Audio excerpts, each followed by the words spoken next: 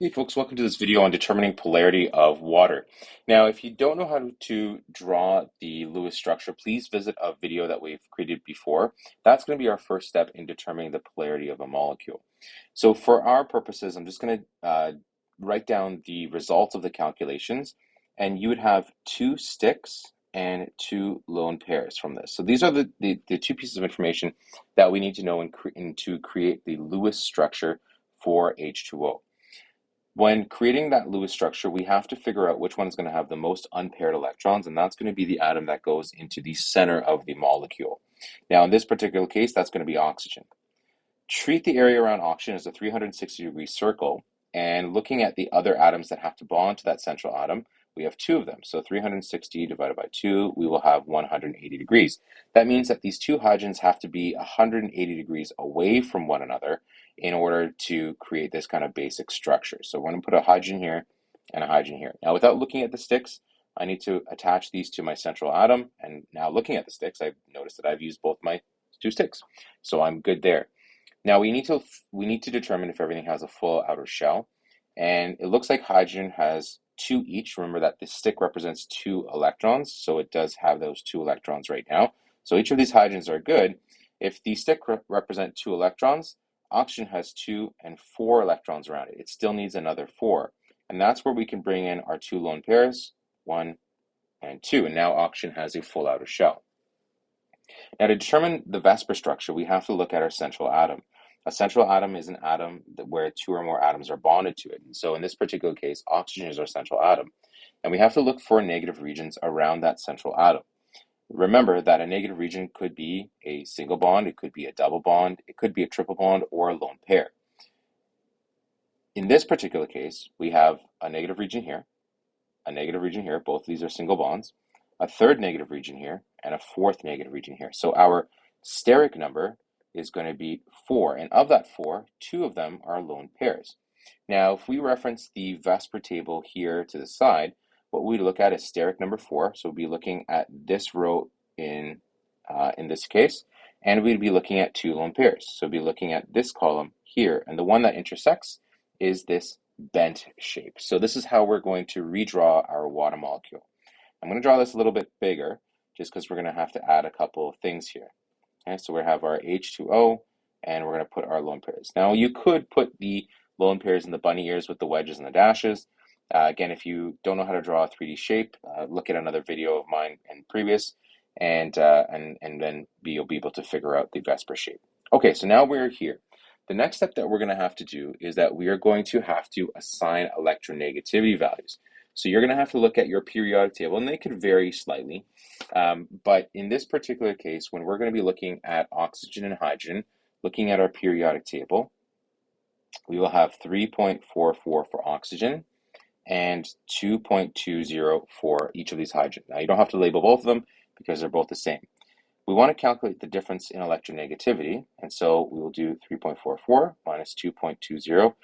You can always subtract the smaller number from the larger one or take an absolute value of that, and what we'll get is 1.24.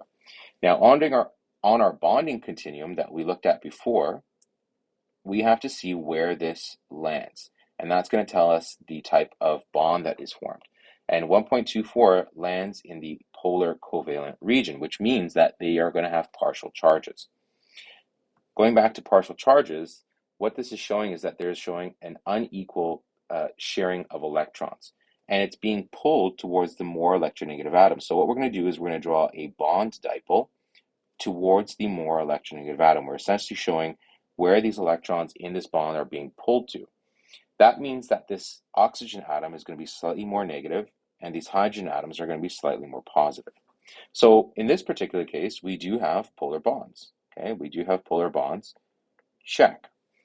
Now, I like to visually separate things, and so I'll draw a little line around my molecule, and I'm going to ask myself, is there a part of this molecule that is going to be more negative than another? And so in order to do that, we need to visualize this as seeing, okay, is this part up here going to be more or less negative than this part over here? Now we could do left side, right side, up and down. So again, visually kind of moving that around. And there is a nice little program that might help you And I'm going to switch to that right now. Okay. And so in this particular case, what we can look at is we can look at water.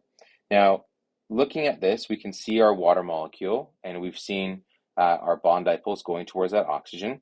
And the thing I like about this is a program called PHET, and I believe it's called VSEPR structures or molecular polarity.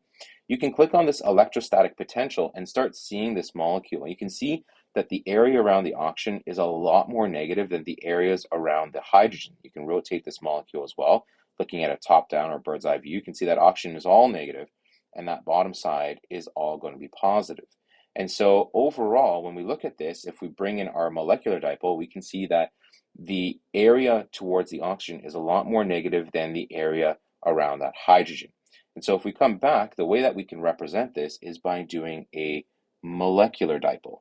So a molecular dipole is a dipole similar to a bond dipole, except it's referring to the entire molecule. And of this dipole, we always point it towards the more negative side, and this side is going to be slightly negative, and this side will be slightly positive. So now, the fact that this molecule does have an overall molecular dipole, this one right over here, pointing towards that oxygen, this is going to be a polar molecule. Okay, so this is how we determine our polarity of our different molecules. We start off by doing our Lewis structure, determining its VSEPR structure, assigning its electronegativity values, drawing any kind of bond dipoles and partial charges for the bonds, and then we look at the molecule as a whole. Now there is an acronym that we could use. You may have heard of it. It's something called SNAP. SNAP just refers to symmetrical, nonpolar, asymmetrical, polar. So what we can look at is that if the molecule is symmetrical, there's a chance that it's going to be nonpolar. Now, when we talk about symmetry, it means more about like the symmetrical distribution of charge or negativity around that molecule. So we have to look at the molecule as a whole and say, is this charge or is this negativity symmetrical? Is it evenly balanced throughout the molecule? If the answer is yes, then we would consider it symmetrical and it would overall be nonpolar, even if it has polar bonds. Asymmetrical means like, is there one side that is going to be more negative? And that's the key, is more negative. We don't actually need a positive and a negative side. We just need one side that is more negative than another. And if we do have that, then chances are that it's going to be polar. So we're going to be doing a little bit more of these examples. So stay tuned to the next episode, and hopefully that helps. See you soon.